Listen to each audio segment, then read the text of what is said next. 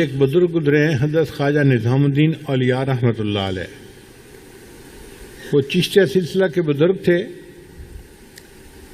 और उनके यहाँ महफिल सिमा होती थी, जैसे हमारे यहाँ मुराकबा होता है, उनके यहाँ अशआर पढ़े जाते थे, उसको महफिल सिमा कहा जाता था।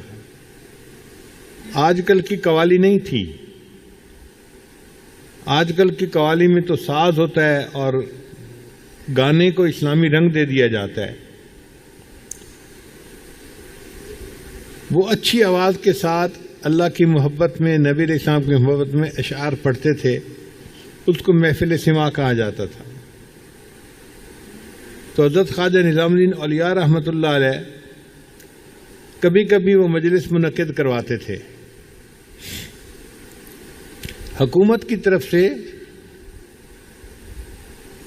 एक बड़े आलिम थे, काजी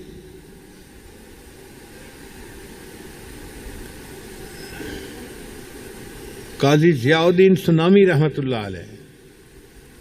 वो मुहतसब आला मुकर्रर थे और उनकी जिम्मेदारी थी कि इस किस्म के आमाल जो बिदात हैं उनको रोक दिया जाए।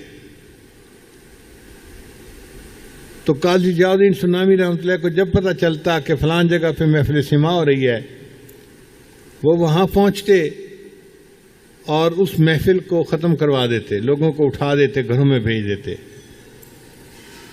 अब जो सालिकीन थे उनको बड़ा गुस्सा आता, हमारे शेख अल्लाह की मोहब्बत बढ़ाने के लिए एक महफिल करवा रहे थे और महफिल इतनी जमी हुई थी और मज़ा आ रहा था, और ये मौलवी साहब आए, ये पता नहीं क्या रफ एंड टफ ज़हनियत रखने वाले हैं, और ये आके कहने लगे कि सब चले जाओ यहाँ से, तो इन्होंने महफिल ख़त्म करवा दी।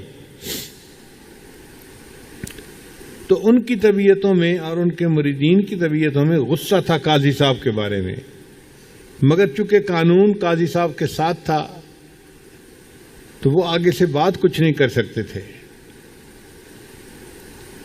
अल्लाह की शान देखें कि काजी ज़ियाउद्दीन सुनामी रहमतुल्लाह बीमार हो गए। कोई हम जैसा होता तो खुशियां मनाता, देखो जी सारी जिंदगी इन्होंने हमारी मुखालफत की, अब अल्लाह ने पकड़ा ना इनको, अब ये बीमार हुए, अब देखो इनकी जो है ना वो बारी आई है। मगर अकाबरीन के अंदर इखलास था, वो अपनी जातियात की वजह से एक दूसरे से दुश्मनी नहीं करते थे।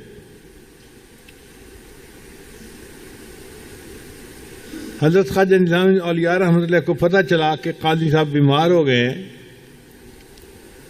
और बीमारी जो है वो ज़्यादा ख़तरनाक है,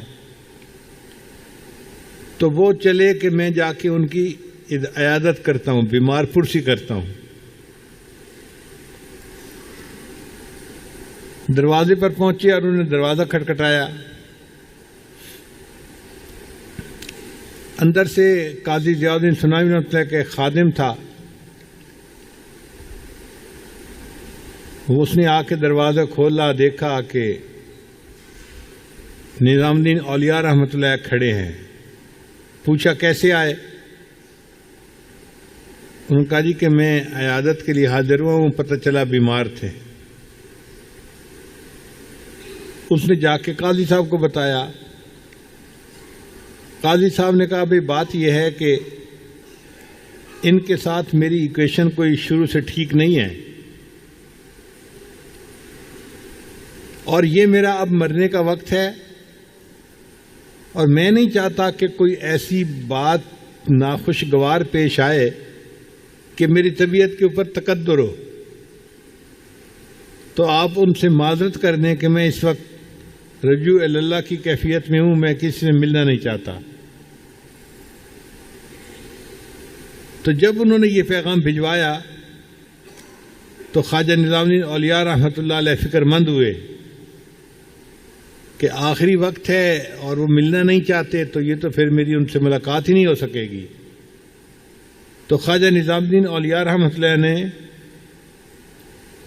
उस खादिम को कहा कि हजरत को जाकर ये कहो कि एक बंदा अपने अमल पर तौबा करने की नीयत से आपके पास आया है आप उसको मौका दे दें, वो आपके सामने आके तौबा कर ले।